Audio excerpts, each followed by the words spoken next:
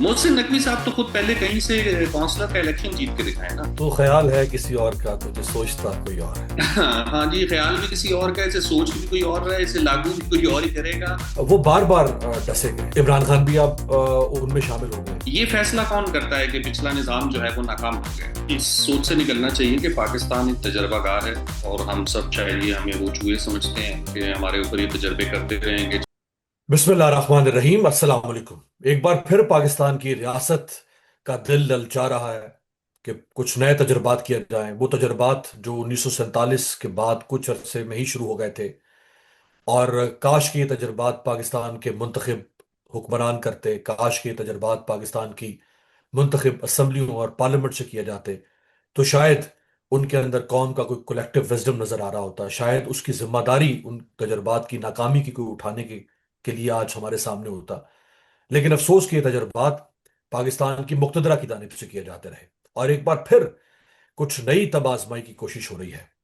इस दफा क्या कुछ ये सामने लाएंगे 28वीं 29वीं तरमीम के अंदर, और बाकी बचा क्या है वैसे, जब 26वीं 27वीं अदलिया, मीडिया, पार्लियामेंट, ब्यूरोक्रेसी, पुलिस, रियासत के तमाम ऑर्गन्स मुकम्मल तौर पर मफलूज गुंग हो चुके हैं, मुती हो चुके हैं, तो बाकी बचा क्या है कि जिसमें अब ये और तजुर्बात करेंगे। हमारे साथ मौजूद हैं अदील अफजल साहब। अदील साहब राइटर हैं, स्टोरी टेलर हैं, और मोटिवेशनल स्पीकर हैं, रिसर्चर हैं। बहुत बहुत शुक्रिया आपका अदील साहब। क्या चाहते हैं, क्या तजुर्बात किए जाए इस दफा? पहले तो मेरा ख्याल है अमीर भाई, इस सोच से निकलना चाहिए कि पाकिस्तान एक तजर्बागार है और हम सब चाहिए हमें वो चूहे समझते हैं कि हमारे ऊपर ये तजर्बे करते रहेंगे। चलो कहीं ना कोई नतीजा कभी ना कभी तो निकल ही आएगा ना। यहाँ पे 25 करोड़ लोग रहते हैं जिनकी हजारों साल पुरानी तहजीब है। तो अगर हम इस तरीके से देखेंगे कि ये खित्ता एक कदीम खित्ता है, यहाँ रहने वाले जितनी भी अकवाम है उनकी अपनी तारीख व तहजीब मौजूद है, तो फिर हमें ये हर 5-10 साल बाद एक नए निज़ाम को मुतारिफ कराने की जरूरत क्यों पेश आती है? ऐसी क्या मजबूरी है, ऐसी क्या वजह? और ये फैसला कौन करता है कि पिछला निज़ाम जो है वो नाकाम हो गया, और पिछला निज़ाम जो लाया था या जिस तरीके से लाया गया था वो फैसला किसने किया था? और अगर कोई निज़ाम नाकाम हुआ है तो उसकी जिम्मेदारी किस पे आयद होनी है? और जो नया निज़ाम अगर कहीं से आ रहा है तो उसके बारे में कौन हमें ब्रीफ करेगा कि हमने किस रिसर्च पर, किस डाटा पर, वो मोहसिन किन नकवी कर रहे हैं ना लीडर्स? ब्रीफ? मोहसिन नकवी साहब तो खुद पहले कहीं से काउंसलर का इलेक्शन जीत के दिखाए ना। वो अवामी नुमाइंदे नहीं हैं। वो खुद इस निज़ाम को बाईपास करके आए हुए हैं। उनका कोई हक नहीं है कि वो इस निज़ाम की नाकामी या कामयाबी किसी भी हवाले से कोई बात कर सकें। बेहतर होता कि उनके पास एक इदारा होता, लेकिन वो उसके भी अहल नहीं थे। वो पीसीबी भी चला रहे हैं, वो वजारत दाखिला चला रहे हैं। क्रिकेट में क्या सिचुएशन है उसको तो खैर डिस्कस करना ही जरूरी नहीं है। बहरहाल वजारत दाखिला दो के हवाले से देखें तो इस दो वक्त वजारतें आप दो वजारतें आप उनको डाउन प्ले नहीं कर रहे हैं। वो वजारत खारजा भी चला रहे हैं, और वो वजारत हवाबाजी भी अब चला रहे हैं। वो अमेरिका में पीआईए के लिए जहाज खरीदने की बात भी कर रहे चलें। बस फिर अब मैं ये समझने से कासिर हूँ कि क्या 25 करोड़ लोगों में कोई ऐसा काबिल बंदा बचा नहीं है कि उन्हीं के कंधों पे, नातवा कंधों पे ये जिम्मेदारियां जो हैं वो आयद की जा रही हैं। डेफिनेटली मुझे नहीं लगता कि वो कोई भी एक शख्स किसी एक इदारे को अच्छे से चला ले तो ये बहुत बड़ी बात होती है। अगर वो बहुत सारे इदारों को चला रहे हैं तो गालिबा वो फिर किसी भी इदारे को नहीं चला रहे हैं, वो शायद सिर्फ एक पब्लिक फेस है। टेलीविजन पर अपेयर हो जाते हैं कि अगर आपने कोई दोष देना है तो आप उन्हें दे दें। अदरवाइज ये मामला उनके हैं नहीं। वैसे भी उनका कोई वजारत दाखिला से रिलेटेड बैकग्राउंड भी नहीं है। सो कभी कभार एयरपोर्ट पे नजर आ जाना, इमिग्रेशन की बात कर लेना, इससे वजारत की कारकर्दगी नहीं पता चलती। बलूचिस्तान में केपीके में मोहसिन नकवी साहब जाके दिखाएं। वहाँ के वहाँ पे कहीं पे ट्रांसपोर्टर्स की हड़ताल चल रही है, कहीं के ऊपर गुड्स वालों की हड़ताल चल रही है, कहीं पे वैसे ही टेररिज्म हो रहा है। सो इस वक्त ट्रेनें चल नहीं रही, ट्रक्स नहीं आ रहे, बसेस सर्विसेज मफलूज हैं। अवाम और इस सारी मौजूदगी में जहाज़ों के किराए जो हैं वो आसमानों से बातें कर रहे हैं। तो वो अपनी वजारत के हवाले से तो पहले बात कर लेना कि वो क्या कर रहे हैं और कैसे कर रहे हैं। और अगेन वो वाली बात है कि किसी भी स्टेप को लेने से पहले उन्होंने क्या मशक की थी वो भी जरा हमें बता दें, हमारे सामने रख दें। क्योंकि समहाउ अब ये मुल्क जो है वो थोड़ा बहुत तो हम कहने को तो न्यूक्लियर स्टेट है, तो अगर एक न्यूक्लियर स्टेट एक जिम्मेदार स्टेट होती है तो वहां के जो हुक्मरान है उनको भी जिम्मेदारी का मुजाहरा करना चाहिए। और वो डेफिनेटली अपना काम प्रोफेशनली कर रहे हैं तो प्रोफेशनली तरीके से बता दें कि नया सिस्टम जो वो लेकर आ रहे हैं, इसका ख्याल उन्हें अचानक कहाँ से आया, और अगर ये पुराना ख्याल था तो अब तक किस इदारे ने इसके ऊपर वर्किंग की है, वो हमारे साथ शेयर कर दें। तो ख्याल है किसी और का, तो जो सोचता कोई और है। हाँ हाँ जी, ख्याल भी किसी और का है, इसे सोच भी कोई और रहा है, इसे लागू भी कोई और ही करेगा, और एंड में इसकी नाकामी की जिम्मेदारी भी किसी और पे ही आएगी। तो ये जो किसी और की आपने बात की, तीन इस वक्त हमारे सामने बड़े सियासी किरदार हैं पाकिस्तान में। एक मियां नवाज शरीफ, एक आसिफ अली जरदारी, और एक इमरान खान। इमरान खान साहब को पहली बार इस्टेब्लिशमेंट से टकराव उनका हुआ, क्योंकि वो एक बार पावर में आए थे, उनको पता ही तब चला कि जी ये जब गिराएंगे तो कैसे गिराएंगे। नवाज शरीफ साहब तीन दफा गिरे। पीपल्स पार्टी चार लाशें लेकर फिर रही है कि जी ये भुट्टो साहब से लेके, मोहतरमा से लेके, उनके दोनों भाइयों से लेके, वो 70 से वो इस्टेब्लिशमेंट के खिलाफ उनका एक पूरे चार्जशीट है। वो बार बार डसे गए हैं। इमरान खान भी अब उनमें शामिल हो गए हैं। अब वो बाहर आकर क्या करेंगे, खैर बाहर कब आएंगे, कैसे आएंगे, वो भी एक सवाल है। लेकिन ये जो बार बार तजर्बा करके सामने आए थे, ये क्यों अपनी खिदमात पेश कर रहे हैं इनके सामने? देखिए, ऑब्वियसली उनके लिए तो जो सबसे पहली जो आप कह सकते हैं कि जो आजमाइश है ना, वो इमरान खान की सूरत में यही है कि आज इमरान खान नहीं होंगे तो कोई और होंगे। स्टैब्लिशमेंट हमेशा से एक अपना एलिमेंट जरूर रखती है पावर शेयरिंग में। उसने ना तो कभी पीपल्स पार्टी को मुकम्मल तौर पे हुकूमत चलाने का मौका दिया है। जब पीपल्स पार्टी भी इक़्तिदार में थी तो ना उनके पास वजारत खारजा थी, ना दाखिला थी, और इस तरह के बहुत सारे मामला थे जो पीपल्स पार्टी से बाला बाला ही सॉल्व हो जाया करते थे। अगर हमें याद होगा कि 2008 में जैसे ही पीपल्स पार्टी की हुकूमत आई थी और वहां पे मुंबई अटैक्स हो गए थे, सो किसी भी हुकूमत के लिए इस तरीके के मामला को संभालना आसान नहीं होता। सिमिलरली अगर नवाज शरीफ साहब की भी बात करें तो उन्होंने भी अपने दौर में वजारत खारजा अपने पास रखी हुई थी, और बहुत सारे मामला पर उनकी रिफ चली एंड फाइनली वो पनामा केस वगैरह हुआ और नवाज शरीफ साहब भी बाहर हो गए। सो ये तो है एक खेल है जो उनके साथ बहुत अरसे से चल रहा है, लेकिन वो समहाउ हमेशा इस बेस के ऊपर डील कह लें या उसको आप कह लें कि कॉम्प्रोमाइज कर लेते हैं कि अच्छे चलें जिस कदर इकतदार मिल सकता है, यानी हम चलें, हम इंफ्रास्ट्रक्चर को बेहतर कर लें, तालीम और सेहत को बेहतर कर लें, कुछ थोड़े बहुत और इदारों की इंप्रूवमेंट की तरफ फोकस करें, बड़े बड़े जो ओहदे हैं उनकी डिमांड के अंदर हम सिस्टम को कोलैप्स ना होने दें। सो पीपल्स पार्टी 2008 में भी जब आई थी, जरदारी साहब आज तक उसका क्रेडिट लेते हैं कि जी मैंने पाकिस्तान खप्पे का नारा लगाया, that was just to support the system. मियाँ साहब भी इसीलिए वापस आए थे और उन्होंने कहा कि अच्छा जी मैं जो मुशर्रफ का जो भी ट्रायल हुआ और वो खत्म हो गया, he didn't pursue that case, इसीलिए कि चलें जी सिस्टम को चलने दें। फिर उनके लिए एक फियर हो गया इमरान खान की सूरत में। अब इमरान खान को जेल में गए हुए 3 साल हो गए हैं, उसकी हुकूमत को उतरे हुए 4 साढ़े 4 साल से ऊपर का अरसा हो गया है। अब इन जो दोनों पार्टीज हैं, पीपल्स पार्टी और पीएमएलएन, ये बहुत देर तक इमरान खान का नाम लेके अवाम को कायल नहीं कर सकती। अब हम्म। इनको ऑब्वियसली कुछ ना कुछ स्ट्रेंथ शो करनी है। और ऑनेस्टली इस वक्त चल ये रहा है कि आपका जो भी डेवलपमेंट का काम है, चाहे पीएमएलएन या पीपीपी बहुत अच्छे काम कर रहे हो, लेकिन लोगों में जो एक एलिमेंट इस वक्त बैठा हुआ है कि वो पॉपुलिस्ट नैरेटिव यही है कि कौन स्टैब्लिशमेंट के सामने खड़ा होगा और कौन एक्चुअली अवाम का जो हक हाकमियत है वो वापस अवाम को लाके देगा, जिसमें लेकिन ये उसमें भी दोनों अभी वो तक दिल साहब, नाकाम। वो जो जो डेवलपमेंट की आपने बात की, अब देखें आप, जुडिशरी को डिमोलिश कर चुके हैं, टोटली अबॉलिश कर चुके हैं, बल्कि डिमोलिश क्या, अबॉलिश कर चुके हैं। आप ब्यूरोक्रेसी को, पुलिस को मुकम्मल तौर पर रियासत और हुकूमतों का साथी गुलाम बना चुके हैं।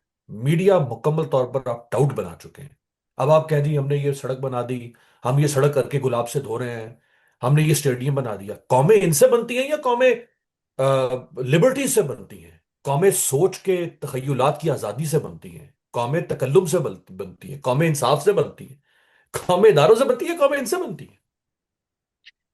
देखिए, आई थिंक इसमें थोड़ा सा मार्जिन मैं ये जरूर रखता हूँ कि ऑफ कोर्स बेसिक नेसेसिटीज पूरी होंगी तो ही इंसान कहीं इस जगह पे भी ये वाले सवाल भी करेगा ना कि मेरा हक हाकमियत होना चाहिए, मेरी वोट की क्या वैल्यू है इस निज़ाम में। ये सारी बातें तो तब होगी कि जब हम पहले बेसिक नेसेसिटीज पूरी करने की बात करें। सो कोई भी गवर्नमेंट अगर ये इनिशिएटिव उठाती है, वो चाहे पीएमएलएन हो, पीपीपी हो या पीटीआई की गवर्नमेंट हो, जो आवाम के लिए किसी भी तरीके से डेवलपमेंट सेक्टर का काम करना चाहती है, वो एक लायक तहसीन काम है और वो अच्छी चीज है। उस अच्छी चीज को मैं इस वक्त इस तरह नहीं कंपेयर करूंगा कि नहीं जी सड़क बनाना अहम नहीं था, पॉलिसी साजी अहम था, तो पॉलिसी के लिए तो बहुत टाइम चाहिए, 10 से 20 साल चाहिए। कोई भी हुकूमत जिसको 5 साल का इकतदार मिले और उस 5 साल के इकतदार में भी रोज टेलीविजन पर यह बहस हो रही हो कि आज वजीर आजम गया और कल वजीर आजम गया, तो कोई वजीर आजम लॉन्ग टर्म पॉलिसी पे काम नहीं कर सकता, खा वो इमरान खान हो, नवाज शरीफ हो, या इवन अगर मोहम्मद अली जिन्ना साहब के ऊपर भी ये स्ट्रेस होता ना कि जी आप आज गए और कल गए, तो वो भी शायद फोकस ना कर पाते। सो पहली तो बात यह कि जो भी पॉलिसी ओरिएंटेड काम है वो लॉन्ग टर्म काम है, और वो काम भी समहाउ इदारों से ही करवाना है। लेकिन जैसा कि आपने कहा, जुडिशरी, अगेन, बिल्कुल जुडिशरी एबॉलिश हुई है, लेकिन हमने जुडिशरी का जो पावर का मिस यूज था वो फ्रॉम, वैसे तो 47 से ही देख रहे हैं, लेकिन इफ्तिखार चौधरी से लेके हमने अता बंदियाल तक ये देख लिया कि जुडिशरी ने भी अपना रोल किस तरीके से प्ले किया।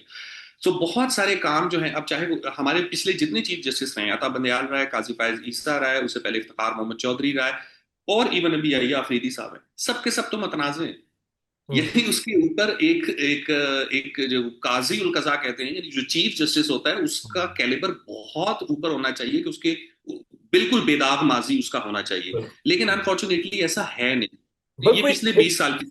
आप बजा कह रहे हैं कि ये जिनके नाम आपने लिए हैं ये कोई काबिल फख्र नाम नहीं है, जो पहले वाले थे। लेकिन वो जैसे कहते हैं ना कि कोई कम से कम को भरम था, कोई चिलमन थी, कोई शर्म थी, कोई कहने को। चले, हमें पता था, जो जानने वाले लोग थे इसमें उनको पता था कि कौन कहां से कैसे क्या कर रहा है। लेकिन अगर मेरा आपके साथ झगड़ा था, तो मैं आपसे जब बिल्कुल हार जाता था तो मैं कहता था, अदील साहब कोई बात नहीं, मैं अदालत जाके देख लूंगा आप।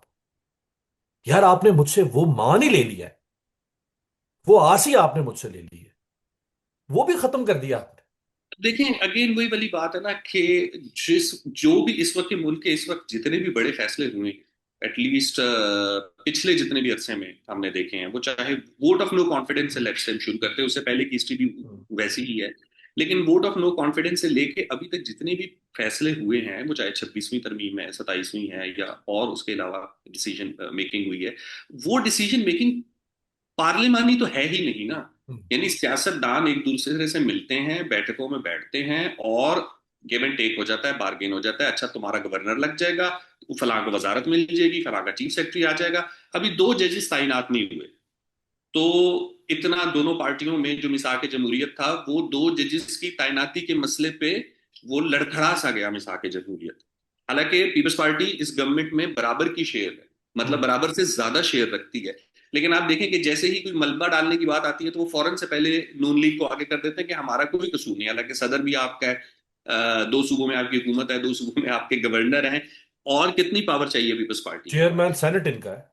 चेयरमैन सेनेट भी इनका है। सो ये वही वाली बात है ना कि हमने हमेशा, जब इमरान खान साहब की हुकूमत में थे, मैं तब भी ये कहा करता था कि बहुत सारे लोग जो इस वक्त असल में इकतदार में मौजूद हैं, जिस दिन इमरान साहब की हुकूमत जाएगी, ये सारा मलबा इमरान खान के ऊपर डाल दिया जाएगा कि जो हुआ वो इमरान खान ने करवाया। इसीलिए अब ये फिर एक ऐसा ही बट कोई ये उसूल अब हमें कुर्बानी क्या का तय नहीं मौका नहीं करना है। चाहिए कि जो भी गवर्नमेंट ऑफ द डे है, अगर Imran Khan government of the day था, आज ये गवर्नमेंट ऑफ द डे है, अगर कुछ गलत हो रहा है या उस वक्त हो रहा था, तो इमरान खान प्रिंसिपल रिस्पॉन्सिबल इमरान खान था। अगर आज कुछ गलत हो रहा है तो प्रिंसिपल रिस्पॉन्सिबल नवाज शरीफ, शहबाज शरीफ, जरदारी हैं। क्या ये काके हैं? इनको सारी दुनिया का पता है, इनको वहां पे एवन फील्ड में अपार्टमेंट्स का पता है, इनको सरे महल का पता है, जरदारी साहब का पूरा अनवर मजीद ओमनी ग्रुप क्लाउड का पता है, 100 कनाल के बैरियर टाउन घर का पता है, सब इनको सब चीजों का पता है। अपने बच्चों को कैसे आगे लेकर आना है, आसवा भुट्टो को किस तरह जिमनी इलेक्शन में इलेक्ट करवा के सारे मुखालिफिन को विड्रॉ करवा के कैसे लेकर आना है, फर्स्ट लेडी का सब पता है। इनको ये नहीं पता कि ये किस तरह खिलौना बन रहे हैं उनके हाथों में। आई थिंक हम थोड़ा सा ना मार्जिन दे रहे हैं पॉलिटिशियंस को भी, कि ये इनके हाथ में खिलौना बन रहे हैं। खिलौना नहीं होते, लॉबीज हैं इदारों में, चाहे वो फौज हो, चाहे वो ब्यूरोक्रेसी हो, चाहे वो जुडिशरी हो। हम्म। हम ख्याल लोग ही इकट्ठे मिलके एक हुकूमत बनाते हैं। एक वजीर आजम तभी बहुत मजबूत होगा ना, कि जब चीफ जस्टिस भी उसके साथ उसी आइडियोलॉजी पे हो, आर्मी चीफ भी उसी आइडियोलॉजी पे हो। चले हम कह देते हैं वो आइडियोलॉजी है डेमोक्रेसी और लोगों की फलाह बहबूद, हम ये एक आइडियल एक तस्वर मान लेते हैं। तो हर कोई यही चाहेगा कि उसको किसी भी इदारे की तरफ से कोई कोई रहना ना आए।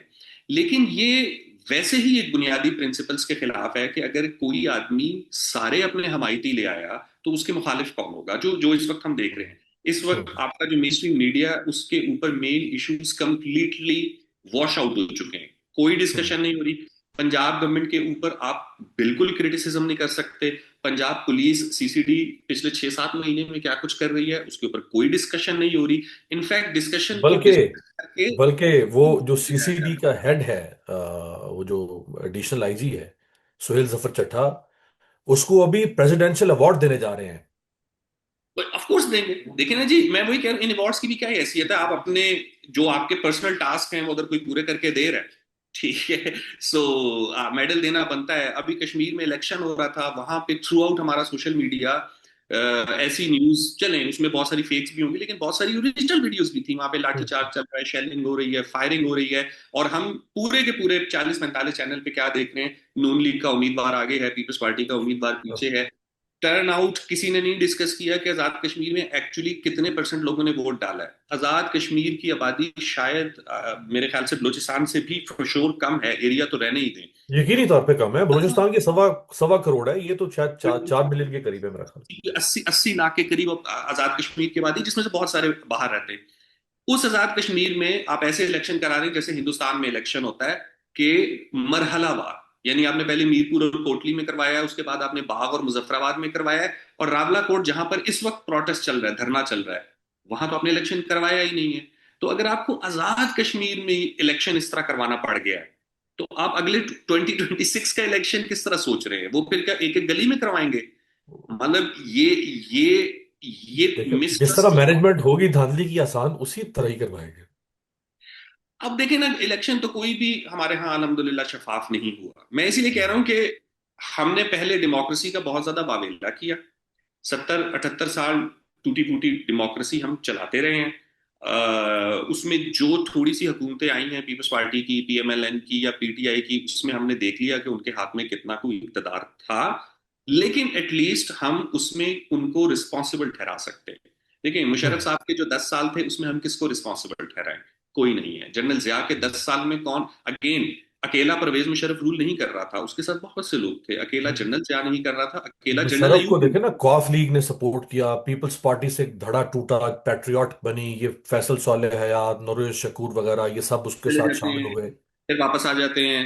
हाँ। ठीक है। सो इन लोगों पे, सो एक्चुअली मैं यही कह रहा हूँ कि अगर आप एक एक दफा एक अवामी हुकूमत आने दें, इलेक्शन के जरिए, फेयर जो भी जैसी भी आए, वो एक दफा परफॉर्म करे, अच्छा करे, दोबारा वोट ले ले, बुरा करे, वोट आउट हो जाए, एटलीस्ट हमें पता तो हो कि हमने पहले क्यों वोट दिया था और अब हम क्यों वोट दे रहे हैं। हम्म। हमारे यहाँ मुसीबत ही यही है कि हर इलेक्शन इनकलाबी इलेक्शन बन जाता है। कोई भी इलेक्शन किसी पॉलिसी का तसलसल वाला इलेक्शन नहीं है कि मैंने पिछले 5 साल ये किया था, अब मैं अगले 5 साल ये करने जा रहा हूँ। तसलसल नहीं है, हम्म। इनकलाबी है जी, हम ये कर देंगे, हम वो कर देंगे। यही मरियम नवाज थी, जो जब पीडीएम में मौजूद थी तो ये बलोच नौजवानों के साथ जाके जो लापता अफराद के कैंप्स थे वहां बैठा करती थी, बलोची कुर्ता भी हम्म। पहना, बाकी इनके साथ तस्वीरें भी खिंचवाई। अब पिछले 3-4 साल से ये आप उनसे। मारंग बलोच के पास गई, उसके सर पे हाथ रखा, समीदीन बलोच को मिली, अब उसी मारंग बलोच को उम्र कैद की सजा सुनवा दी। क्योंकि उस वक्त वो नैरेटिव हमें सपोर्ट कर रहा था। और हम्म। ये किसी भी पॉलिटिकल पार्टी का वतीरा, it's not just PMLN, PPP, PTI के दौर में भी जिस वक्त बलूचिस्तान में ऑपरेशन चल रहा था, पीटीआई के ज्यादातर लोग और उनके जर्नलिस्ट जो थे वो खामोश थे। लेकिन जैसे ही उनकी गवर्नमेंट गई तो वो भी मारंग के कैंप में जाके बैठ गए। सो ये बड़ा मेरे ख्याल से तो बाइस अफसोस है कि लोगों की जो हम्म। लाशें हैं, लोगों का जो मरना है, वो आपके लिए एक कैश पॉइंट है। कि जब आपने एस्टेब्लिशमेंट को ब्लैकमेल करना होता है तो आप इस तरह से ब्लैकमेल करना शुरू कर देते हो कि अच्छा, हम जाके मजलूम पख्तूनों के साथ बैठ जाएंगे, हम मजलूम सिंधियों के साथ बैठ जाएंगे, या हम कराची को वफाक का हिस्सा बनाने का शोशा छोड़ देंगे, या हम सराइकी सूबा बना लेंगे। तो ये सारे जो, यानी जिसके साथ लोगों के सेंटिमेंट्स जुड़े हुए हैं, जिसके साथ लोगों की हम्म। पूरी पूरी जिंदगी जुड़ी हुई है, वो इनके लिए जस्ट एक प्ले ग्राउंड है। कि जब हम अपोजिशन में होंगे तो हमने ये बातें करनी है, और जब हम हुकूमत में होंगे तो हमने ये बातें करनी है। हम्म। प्रॉब्लम जो इस वक्त इनको फेस करना पड़ रहा है कि ये जितनी मर्जी डेवलपमेंट कर दें, जितने मर्जी अच्छे काम कर लें, नैरेटिव इस वक्त दुनिया में यही बना हुआ है। अगर हम पैलेस्टाइन और गजा का देख लें तो पूरी दुनिया उस एक इशू के ऊपर अब जज होती है। हम फुटबॉल हम्म। के मैचेस में देख चुके हैं कि लोगों की सपोर्ट किसके साथ थी, क्योंकि अब लोग कह रहे हैं कि ठीक है, you are a good sportsman, you are a good actor, you are a good journalist, लेकिन मुझे हम्म। ये बताओ कि तुम आइडियोलॉजिकली कहाँ खड़े हो, तुम्हारा हम्म। स्टांस इस वक्त कहाँ है? अगर आप इस वक्त स्टैब्लिशमेंट को इसी तरह खुली छुट्टी दें जस्ट कि आपका अपना इक़्तिदार मेंटेन रहे, हम्म। ठीक है, सो फिर ऑब्वियसली आपको अगला इलेक्शन पिछली वाली से बहुत ज्यादा या तो धांधली करके जीतना पड़ेगा, या हम्म। अगले इलेक्शन में कोई वोट डालने आएगा ही नहीं। एंड मोस्ट प्रोबेबली अगर पीटीआई इलेक्शन से बॉयकॉट कर जाती है, हम्म। और या पिछले इलेक्शन में पीटीआई बॉयकॉट कर जाती, तो वोट उसका किसने डालना? कौन रहा? एग्जैक्टली एग्जैक्टली उसका वो जो थोड़ा बहुत भ्रम था, कम से कम कंपटीशन तो बना था 8 फरवरी को, वो कंपटीशन ही कंपटीशन बना था। और अगर आपने वोट भी चोरी करने हैं तो उसके लिए पहले कोई वोट डाल के तो जाए ना। अगर लोग आएंगे नहीं, वोट डालेंगे नहीं, तो फिर आप कैसे वोट चोरी करेंगे? बहुत बहुत शुक्रिया अदील अफजल साहब आपके।